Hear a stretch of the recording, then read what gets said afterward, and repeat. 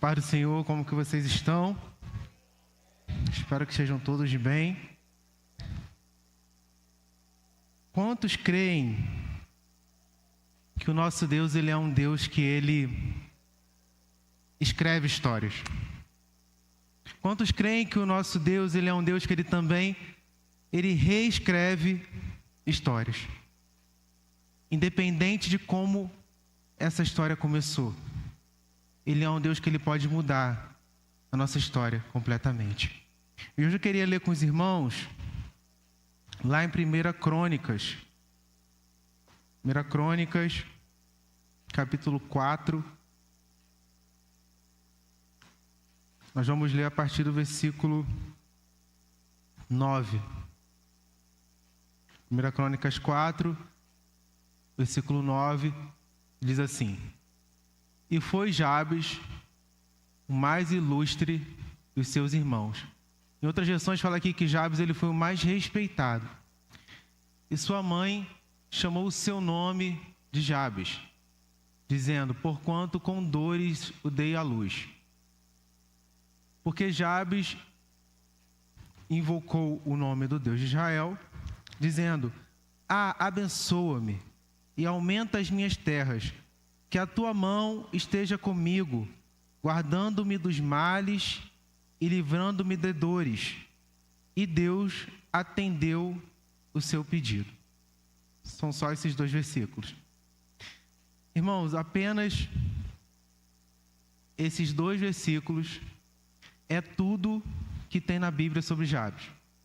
Não tem mais nada. E é interessante, se você lê na sua Bíblia, você vai ver que o livro de Crônicas, ele inicia os primeiros capítulos ali com uma longa genealogia. Então ele vem ali falando lá desde Adão, é uma sequência de genealogias. Ele vem falando lá, desde Adão, ele fala de Adão, aí depois ele fala de Noé, fala de Abraão, fala de Davi, fala de alguns reis, e depois ele começa ali a falar dos descendentes de Judá. E do nada, parece que o escriba, que estava ali escrevendo aquele texto, do nada ele lembrou de Jabes. Ele falou assim: opa, esse aqui eu não posso deixar passar. E aí ele escreveu esses 2 versículos sobre Jabes, falando de quem ele era, do passado dele, da origem do nome dele e de uma oração.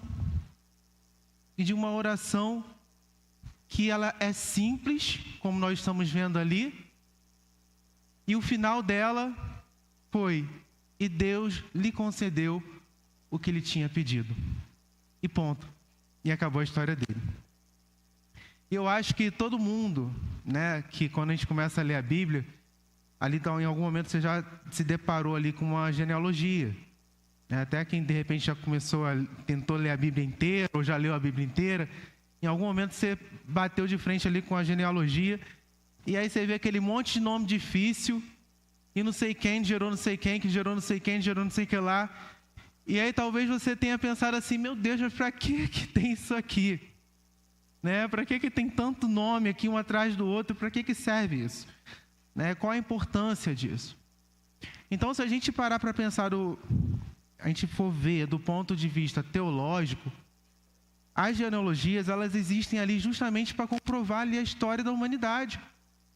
Elas estão ali para dizer que aqueles fatos ali são inquestionáveis, são pessoas reais, são coisas que aconteceram, não são personagens. São pessoas mesmo que fazem parte da história. E elas ainda mostram também ali a continuidade, desse plano maravilhoso, o plano de salvação de Deus. Ela liga o Antigo Testamento ao Novo Testamento. A gente consegue ver ali, claro, o plano de salvação que começa lá no Antigo Testamento e reflete Jesus e diz pra gente que, Jesus ele foi um descendente da tribo de Judá. Então as genealogias, elas têm a sua importância, elas são importantes. Mas quando nós paramos ali, estamos lendo aqueles nomes ali, como eu estava lendo, e eu fiquei pensando, aqui saltou aos olhos Jabes. né, que ele ali relatou 2 versículos sobre a vida dele. Mas cada um daqueles nomes ali tiveram uma história. Porque não existe um nome sem história. Sendo, gente, que a história de um nome depende muito de como a história dele foi construída. Talvez você escute aí o nome de alguém, tem gente que a gente não quer nem ouvir o nome. Porque pela história, é uma pessoa que você não quer ver nem pintada de ouro na tua frente. Não tem esses nomes que nos assustam? Agora tem aqueles nomes que você escuta e que você pensa, poxa, cara, se eu tivesse 1 minuto de conversa com essa pessoa, seria maravilhoso. Tem aquele nome que te remete a algo bom. E Deus, Ele nos conhece pelo nome. E Deus, no decorrer da história, Ele tem usado pessoas como nós, com falhas, com históricos complicados, aqueles que ninguém acredita na história mais deles, para, no decorrer da história, escrever a história dele na humanidade. Porque Deus, Ele não tem nenhum problema de ter o nome dele relacionado ao nosso. Pelo contrário, a gente viu lá que quando Moisés ele foi libertar o povo de Israel, e ele perguntou, Deus, Senhor, qual o nome que eu falo? Qual o seu nome? Como que eu vou falar o seu nome para eles? E Deus falou assim, eu sou. Diga para eles que eu sou o Senhor, o Deus de Abraão, o Deus de Isaac, o Deus de Jacó. Diga a eles que esse me enviou a vocês. Ele colocou o nome de 3 homens, Abraão, Isaac e Jacó. E a gente aqui conhece um pouco da história de cada um deles. Então Deus, Ele escreve a história da humanidade, a história dele na humanidade, através de relacionamento com pessoas comuns e normais, como nós. Pessoas com um nome, pessoa com um passado, pessoa com um presente e que terão um futuro. E Jabes, ele foi alguém que teve um nome também. E um nome com um significado muito pesado. Um nome que significava dor, tristeza, aquele que causa dor. E esse nome foi dado pela própria mãe dele. E como a gente leu ali, como ela entendeu que ela teria que dar aquele nome, porque com muitas dores eu dei à luz. Então aqui, Jabes ele já teve uma história rotulada, impuseram para ele uma condição, como se o propósito dele para vir nessa terra seria carregar o peso desse nome. Alguém que causava dor. E a gente vai ver lá na psicologia, que a psicologia ela explica que quando a gente começa a rotular uma criança, desde que ela é pequena, com alguma coisa, isso é prejudicial para ela. A criança ela começa a entender que a criança está se descobrindo. Ela está num processo de amadurecimento. E nesse processo, quando você começa a falar qualquer tipo de coisa e rotular, você é um terrível, você não serve para nada, em algum momento aquela criança ela vai começar a se enxergar daquela maneira. Ela vai se enxergar como terrível. Ela vai se enxergar como que não serve para nada e ela vai ser convencida de que o lugar dela nesse mundo é esse. Para ser um terrível. Para ser alguém que não presta. E nós sabemos, como a palavra diz, que da mesma boca pode sair bênção como maldição. Então a mesma boca que é usada para abençoar, ela também tem um poder de amaldiçoar. Então a gente tem que ter muito cuidado com as palavras que a gente diz. Mas a palavra de Deus também, gente, fala, antes mesmo de falar do significado do nome de Jabes, de falar que ele era alguém, né, que a mãe dele falar que foi alguém que ela concebeu ele com muitas dores, a palavra antes de qualquer coisa, ela fala assim, Jabes foi o homem mais respeitado de sua família. E eu fiquei curioso para saber qual é a origem dessa palavra rejeitado no hebraico. Porque já que já tinha um significado para o nome dele, eu falei, eu quero saber o que Deus disse a respeito dele.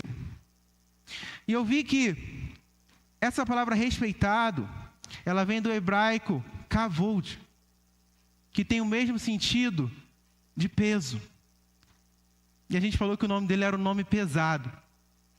Mas esse peso aqui, no sentido dessa palavra kavod, não é o peso de um nome ruim. Pelo contrário, a palavra kavod, ela era usada toda vez que Deus se referia ao peso da glória dele, ao peso da presença dele no meio das pessoas. Ele usava a palavra kavod.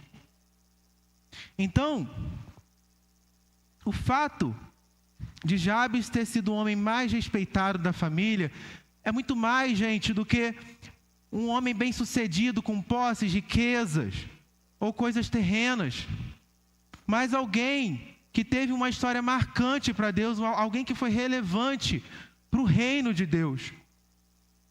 Até porque, gente, respeito e sucesso para Deus não é o mesmo sentido do que respeito e sucesso para o mundo. Aquilo que pode ser um sucesso aqui nesse mundo, para Deus, pode não valer nada. E ao contrário também. E toda a história, gente, ela tem um começo, um meio e um fim. E a partir do nascimento de uma criança, que ela começa a viver, ela começa a ter uma história. A netinha da irmã Lucidalva já tem uma história, de alguns dias, mas já tem. Ela já começa a ter uma história. E Jabes, ele teve a história dele completamente mudada a partir de uma simples oração que foi respondida por Deus. E aqui eu queria falar não só sobre o fato de Deus ele ter respondido essa oração, porque isso aqui é inquestionável, a gente vê que Deus ele fez algo maravilhoso na vida dele, mas sobre o que essa simples oração de Jabes ela pode nos ensinar. Ela é simples, mas com grandes lições, para que a gente possa experimentar essas transformações que Deus ele faz na nossa vida, de todo aquele que entende, de todo aquele que está disposto a se submeter, a entender que quem escreve a história dele não é ele mesmo, mas sim Deus, aquele que pode escrever essa história. É somente Ele.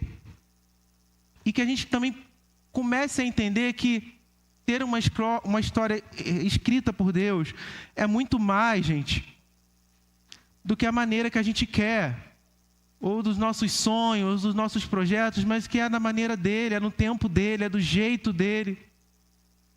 E por mais que talvez a tua vida também esteja tudo fora do controle, ou talvez você olhe assim para você e fale assim, nossa, tá tudo do avesso, tudo ao contrário, que a gente possa sair daqui com o entendimento de que o nosso Deus ele pode transformar completamente a nossa história, porque Ele é um Deus que Ele reescreve histórias.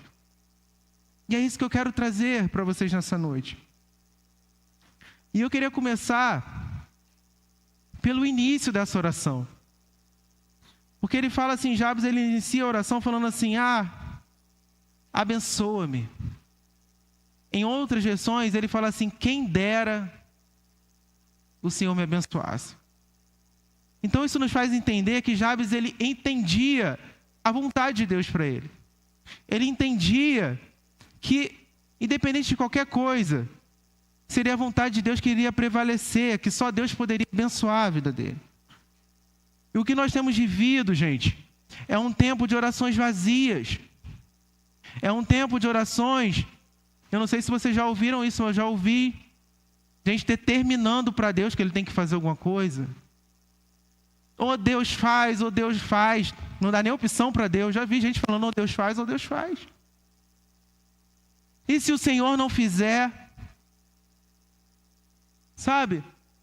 Isso não tem nada a ver com pedir, porque pedir, o próprio Jesus falou que a gente tem que pedir.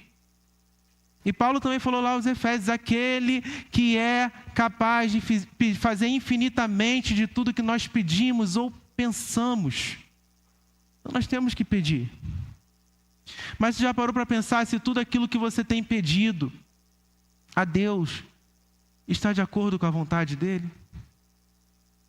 Lá em Tiago vai falar: quando pedem, não recebem, porque os seus motivos são maus. A gente pede as coisas, a gente não sabe o que a gente está pedindo, irmãos. E a oração lá, a nossa oração modelo que Jesus deixou, como é que é? Pai nosso, que estás nos céus, santificado seja o vosso nome, seja feita a vossa vontade. Será que nós estamos entendendo que existe um alinhamento da nossa vontade com a vontade de Deus? Que tem coisa, gente, que eu vou te falar, a gente tem que dar até graças a Deus porque Deus nos atendeu. Porque quantas vezes a gente pede coisas que, se Deus fizesse, seria um desastre. Sabe? Quantas vezes eu já pedi coisas a Deus em que em algum momento eu sofri por Ele não ter feito, e depois eu estava lá: Senhor, muito obrigado. Muito obrigado, porque se tivesse sido da minha maneira, do como eu estava querendo que fosse, teria dado tudo errado. Graças a Deus. Porque Deus, Ele sabe o que é melhor para a gente. Ele sabe. Sabe, a gente que não sabe de nada. Então, às vezes, um erro é as pessoas acharem que Deus, Ele é como se fosse o gênio da lâmpada. Que você tem direito a 3 pedidos e Ele tem que atender os 3 pedidos. Ou então, o Papai Noel, que você tem que ir lá escrever uma lista, escreve lá a cartinha com a lista de tudo que você quer, coloca lá na janela, e que Deus, Ele tem que atender tudo.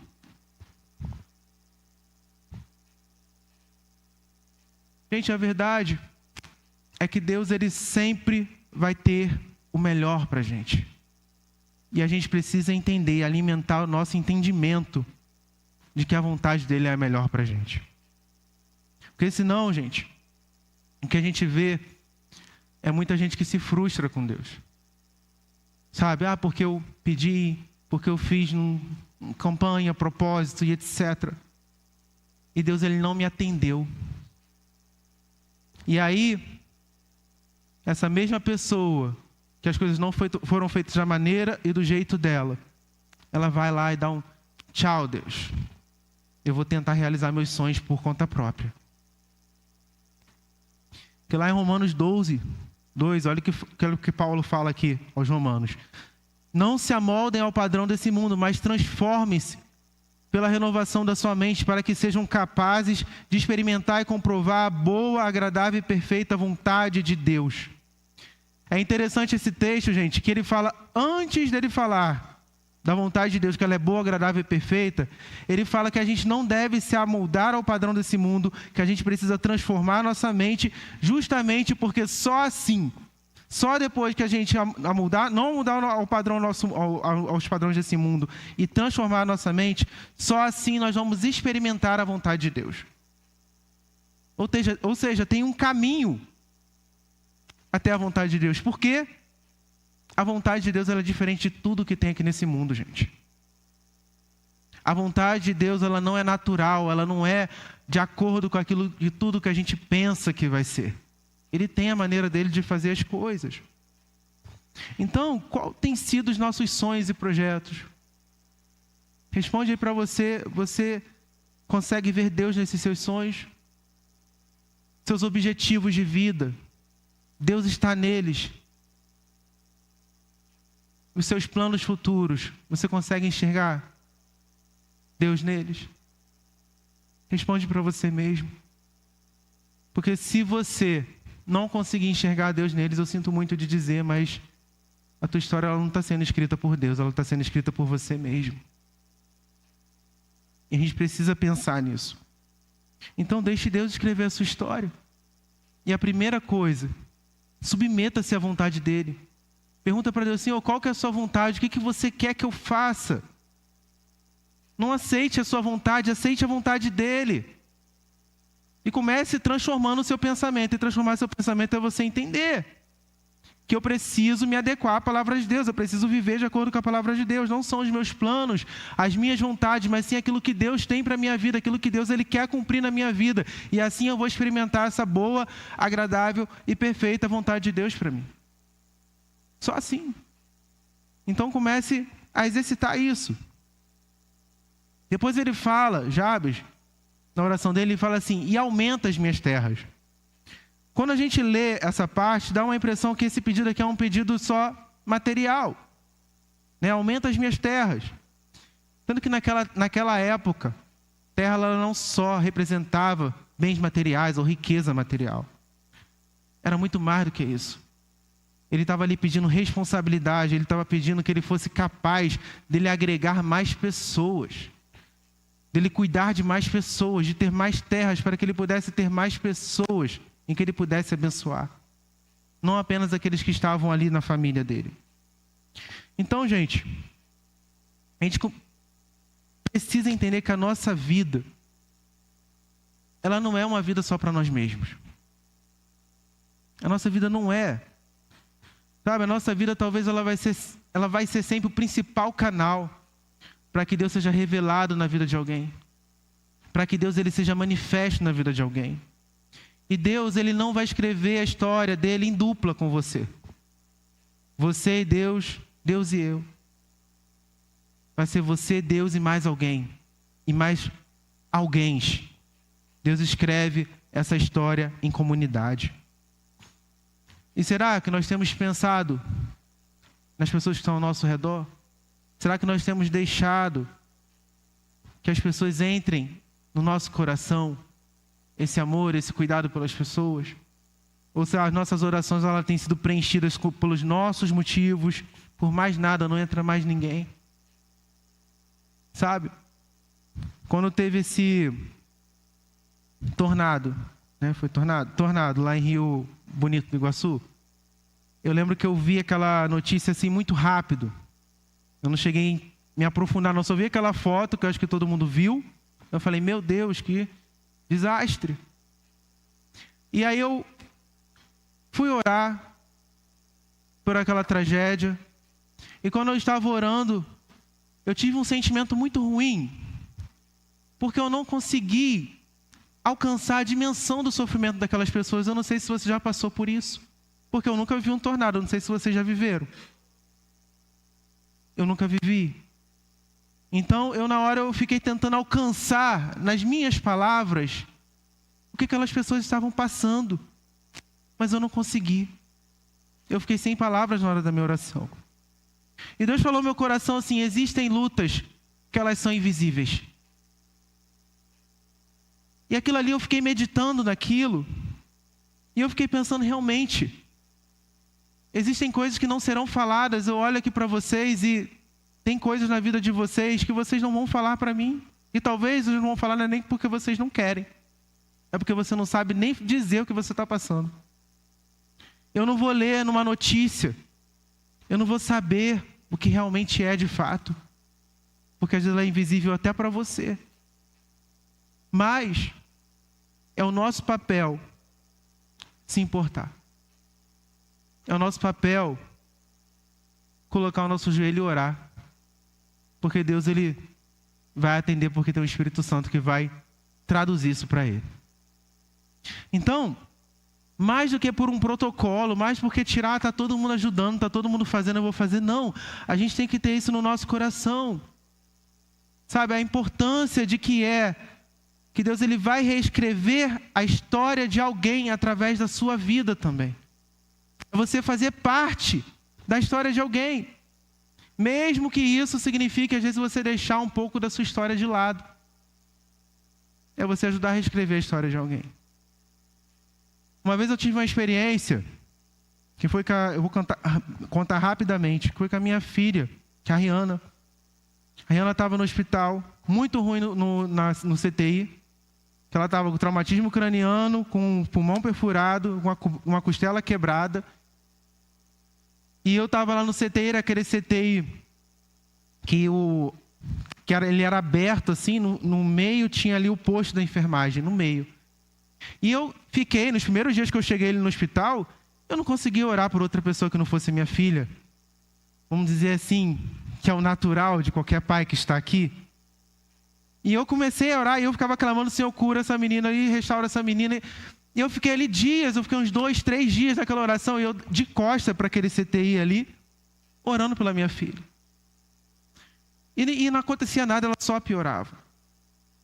Numa daquelas noites que eu estava lá orando por ela, porque eu nem dormia, Deus falou comigo assim: né? Você fala que tem que orar pelas pessoas e até agora você não viu nem quem está aqui dentro para orar por eles também. E aí eu levantei e falei: não, cara, está tudo errado.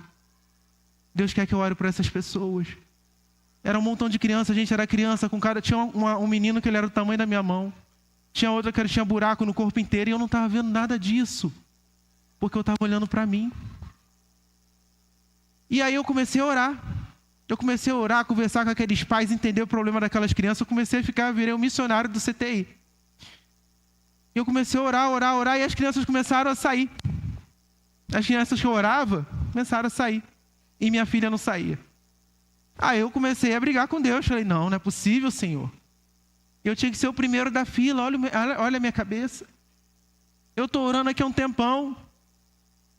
E minha filha não saiu ainda. E Deus falou assim: eu vou tirar ela no meu tempo. Vai orando. E aí eu comecei a orar. E aí todas aquelas crianças foram saindo. Quando todas saíram daquela leva de quando a minha filha chegou, aí a Rihanna recebeu alta. No final. Por que eu estou falando isso? Porque muitas vezes você vai ter que abrir mão de você. Daquilo que você quer. Daquilo que você acha que é importante para você. Para que outras pessoas sejam alcançadas. Lá em Mateus 7:12, fala assim: em todas as coisas façam aos outros o que desejam que eles lhes façam. Essa é a essência de tudo que a lei ensina e os profetas. Sabe, a essência da lei dos 10 mandamentos, elas são ação diretas ao próximo e a Deus.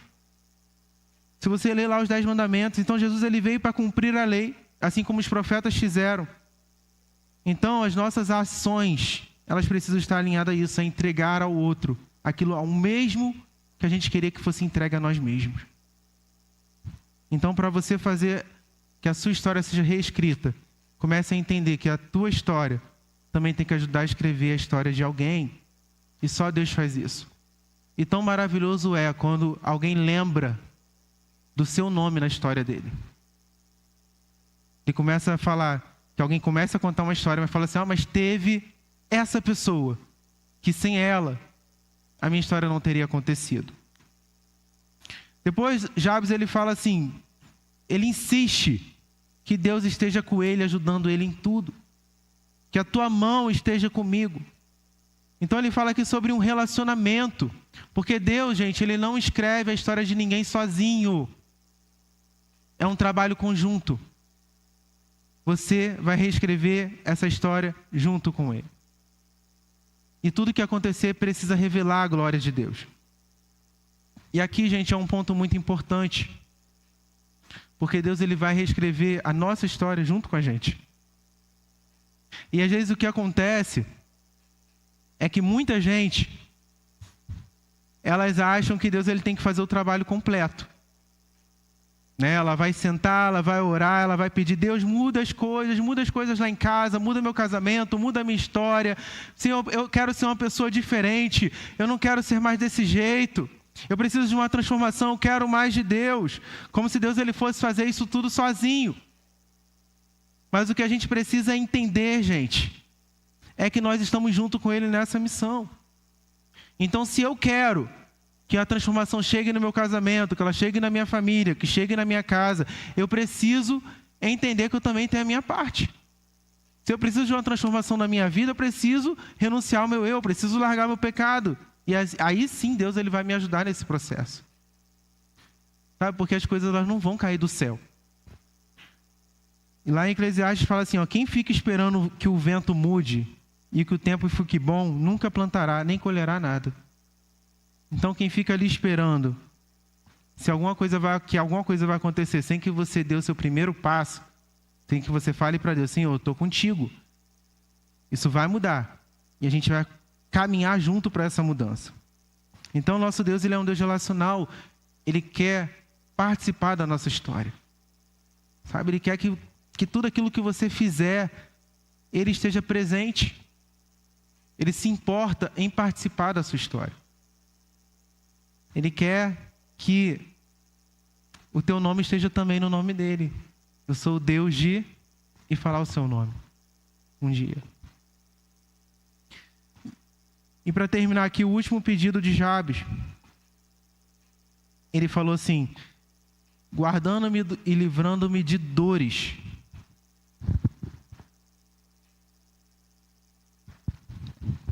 Eu fiquei pensando aqui que de dor ele entendia muito bem, né? Ele já tinha no nome dele. Ele carregava o peso disso no nome dele.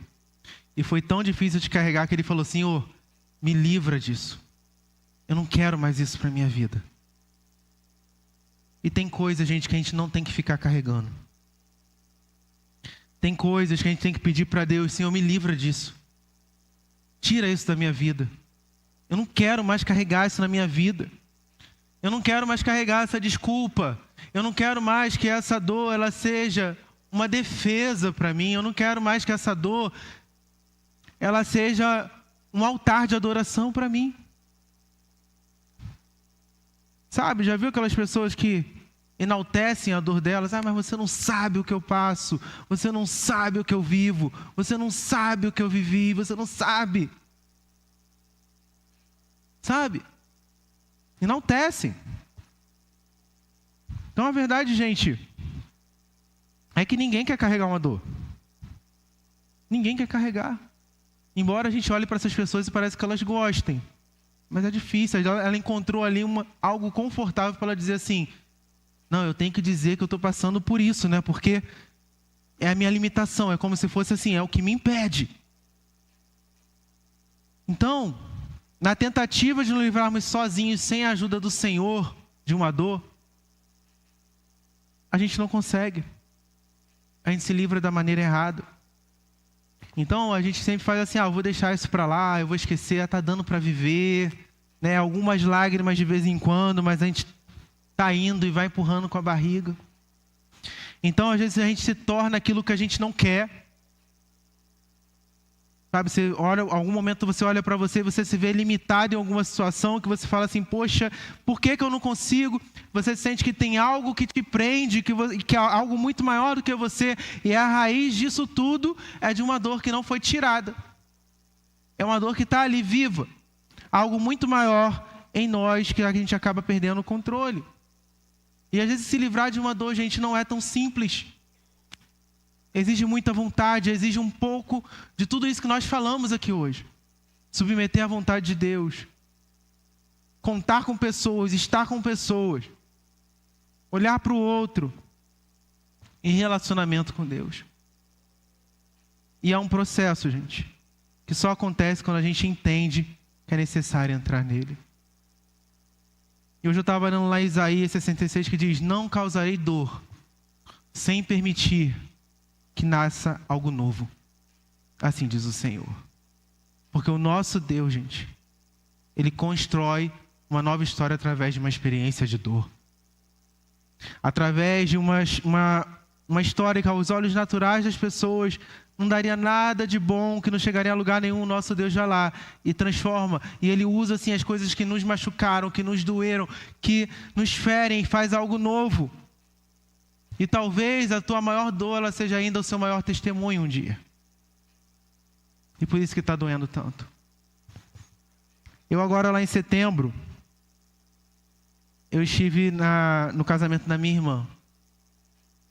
E lá eu encontrei com a minha primeira professora da igreja de quando eu tinha 5 anos e 6 anos de idade. Encontrei com ela lá no casamento. E eu lá conversando com ela, ela me fez lembrar dos desenhos que eu fazia lá na salinha, quando eu era criança. Que todo mundo, ela falava assim: desenhe os seus sonhos, desenhe os seus projetos para o próximo ano. Aí as crianças desenhavam videogame, a cozinha da Eliana, né, que naquela época tinha. E eu desenhava sempre uma família. Eu desenhava uma família. Um pai, uma mãe e os filhos todos de mão dada. Esse era o meu desenho. E aí ela viu lá, ela falou assim, nossa, o teu desenho, olha o que Deus fez na tua vida, você desenhou tanto isso. Que ela viu lá as meninas correndo, aí viu que eu estava casado, ela falou, nossa, aí, ó, Deus cumpriu o teu pedido de infância. E aí eu fiquei lembrando naquela hora, o quanto que foi difícil para mim chegar nessa etapa de eu me casar. Porque esse sentimento da minha infância, com família, foi um sonho que ele me machucou muito, principalmente dentro da igreja. Porque eu era uma pessoa que eu ia sozinho para a igreja. Eu não ia com pai, não ia com mãe. Então, eu vou te falar, eu gostava de estar na igreja, mas aquela oração, que em vez de quando tem aqui, que fala assim, junta a família, o filho, os pais, cara, a oração era o terror para mim. Eu queria ir embora da igreja, eu queria, sei lá, abraçar o banco da igreja, porque não tinha ninguém para me abraçar. E até hoje, quando tem essas orações, meu coração ele bate diferente, porque eu lembro de como era ruim aquilo. Eu sofria na hora daquela oração. E na minha adolescência, na juventude, eu peguei uma raiva por família, mesmo estando na igreja. E quando alguém falava de plano para mim, eu quero estudar, eu quero viajar ao mundo, e meus planos eram sempre sozinho. Eu queria estar sozinho. Mas aí chegou a hora em que a gente entende que a gente precisa se submeter a Deus, à vontade dEle. E eu comecei a caminhar com Deus. E tudo que Deus ele me dava oportunidade de eu cuidar, de eu tratar o que tinha no meu coração, eu fazia. Era oração, todos os apelos que tinha oração para tudo, no final de todas as pregações eu estava aqui na frente. Era para perdoar alguém, eu estava. Então eu chorei muito, eu perdoei muita gente. Eu perdoei muita gente que me machucava. Eu me submeti a muita coisa. E uma vez eu lembro que eu cresci na Batista e eu fui numa igreja pentecostal e veio uma mulher entregar uma revelação para mim. Ela falou assim, Deus pede para te falar que Ele vai atender o teu pedido de te dar uma família. Na época que eu era revoltado ainda. Eu falei, nossa, essa mulher está mentindo. Ela não sabe de nada. Mas Deus sabia o que eu tinha pedido lá atrás. E eu passei por todas essas coisas. E eu lembro que um dia, depois de tanto me submeter à vontade de Deus, eu orando em casa, saiu dos meus lábios a seguinte oração: Senhor, eu quero ter uma família, mas eu não quero ter do jeito que eu tive. Me ajude a ter uma família diferente, Senhor. Me ajude a ter uma família no teu altar. Me ajude a ser um pai de verdade. Me ajude a ser um marido de verdade. Eu quero que a minha história ela seja reescrita de uma maneira diferente. E Deus ele reescreveu completamente a história de Jabes. E assim também Ele pode reescrever a sua. Eu queria chamar o pessoal do louvor. Uma história rotulada pela dor, com o nome de dor, de sofrimento, tristeza. Deus fez ele respeitado. Kavod, aquele que carregava a presença de Deus na vida dele, o peso da presença e da glória de Deus na vida dele. Eu queria que você se colocasse de pé hoje, que a gente vai orar juntos. Porque assim como Deus ele reescreveu a história de Jabes, Ele também quer reescrever a sua história. E não importa, gente, o rótulo que você carrega na tua vida porque alguém colocou, ou porque você mesmo se colocou, porque às vezes a gente também se coloca em rótulos. Hoje você conheceu de um Deus que Ele reescreve histórias. E Ele quer reescrever a sua. Agora. A partir do momento que você entender que você precisa sim se submeter à vontade dEle. Comece a entender agora. Que a vontade dEle é a melhor para a sua vida. Que não importa quais são os seus sonhos, mas que os sonhos do Senhor eles são maiores do que os seus. Então se você nessa noite, você tem algo na sua vida. Se você assim como Jabes, você tem uma dor. Se assim como Jabes, você cresceu rotulado, se você tem dificuldade de submeter à vontade de Deus, se você nessa noite, você não consegue ainda ver Deus na sua história, eu quero que nessa noite você comece a orar agora aí no seu lugar. Feche seus olhos agora. Enquanto esse louvor tocar, peça para Deus: Senhor, reescreve a minha história, muda as coisas, Senhor. Aleluia. O mundo busquei, Aleluia, Jesus. mas não preencheu-me. Canções tão vazias, tesouros que um dia se consumarão. Chama Ele para perto. Então você veio e me trouxe pra perto, e todo desejo é satisfeito na vontade dEle, porque a vontade dEle é melhor. A vontade dEle é melhor, gente. Não há nada melhor, não há nada melhor, não há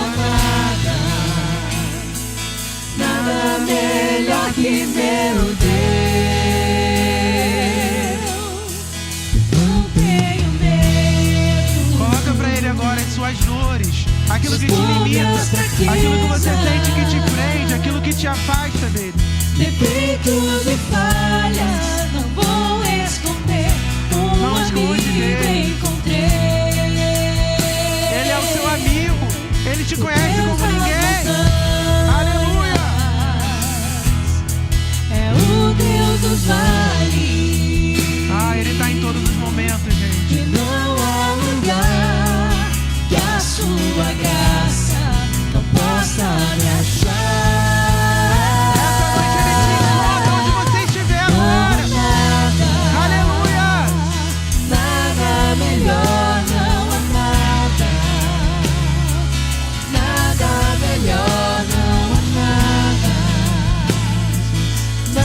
Melhor que meu Deus, não há nada melhor, não há nada melhor, não há nada melhor que meu Deus. Ele é o Deus que traz a vida aonde está morto. Aleluia! A vergonha em glória, das belezas cinzas, o Senhor pode fazer. Traz a vida aos sepulcros, faz de ossos soldados, faz no mar um caminho. O Senhor pode fazer. Só o Senhor pode fazer. Feche seus olhos agora, vamos orar. Senhor, nessa noite, Pai, que o Senhor alcance, meu Deus, os corações dessa noite, Pai. O Senhor sabe, meu Deus, o que cada um que está aqui, meu Deus, sentiu, passou, meu Deus. O Senhor conhece a história, Senhor, de cada um de nós aqui nessa noite, Pai. E, meu Deus, e tem histórias sim, meu Deus, que foram escritas, Senhor, da maneira que a gente não esperava, meu Deus, que fosse, Pai. Mas graças a Deus, e aleluia, graças a Deus nós louvamos o Teu nome, porque Tu és um Deus que reescreve histórias, Senhor. Então nessa noite, meu Deus, não importa como essa história chegou aqui, não importa como essa história foi escrita até hoje, nós sabemos que Tu és um Deus que pode reescrevê-la a partir de agora, Senhor. Traz nesses corações, Senhor, a vontade de submeter a Sua vontade, ó Pai. Traz nesse coração esse desejo, Pai, de submeter a Sua vontade, o entendimento de que a Sua vontade, ela é a melhor, Senhor. Meu Deus, em nome de Jesus, ó Pai, traz um coração, meu Deus, um coração aberto para outras pessoas. Um coração, meu Deus, que queira agregar. Um coração, meu Deus, que queira fazer parte de outras histórias, Pai. Senhor, em nome de Jesus, quebra nessa noite toda a independência do Senhor. Todo aquele, meu Deus, que entra aqui nessa noite e que, meu Deus, tem dificuldade de ser dependente do Senhor, Pai. Que nessa noite, Pai, o Senhor traga a esses corações, meu Deus, a vontade de te ter nos sonhos, nos projetos, de serem dependentes, ó Deus. E nessa noite, Senhor, também te clamo, Pai, que toda dor, meu Deus, toda dor que alguém carregue, toda dor, meu Deus, que seja da infância, que seja de uma palavra, que seja num casamento, que seja, meu Deus, de uma palavra que entrou no coração e que não saiu, Pai. Nessa noite nós clamamos, ó Pai, na autoridade do nome de Jesus, que o Senhor comece a arrancar toda dor, comece a tirar, Senhor, tirar agora, Senhor, toda dor dos corações, Senhor, todo aprisionamento de mente, agora, Senhor, em nome de Jesus, Senhor, nós clamamos, porque Tu és o Deus que faz, Tu és o Deus que reescreve histórias, Tu és um Deus capaz de fazer, Tu és um Deus poderoso, glorioso, o dono de todo o poder, e o Senhor pode mudar isso aqui agora, nessa noite, porque nós estamos na Sua presença, de um Deus que pode mudar todas as coisas, Pai. Aleluia! Tu és um Deus que reescreve histórias nessa noite, Pai. Nós cremos assim, Pai. Nós saímos daqui com essa certeza, Pai, que nós não perdemos, ó Pai. Não percamos essa certeza em nossos corações, ó Deus. Em nome de Jesus. Aleluia, aleluia, glória a Deus.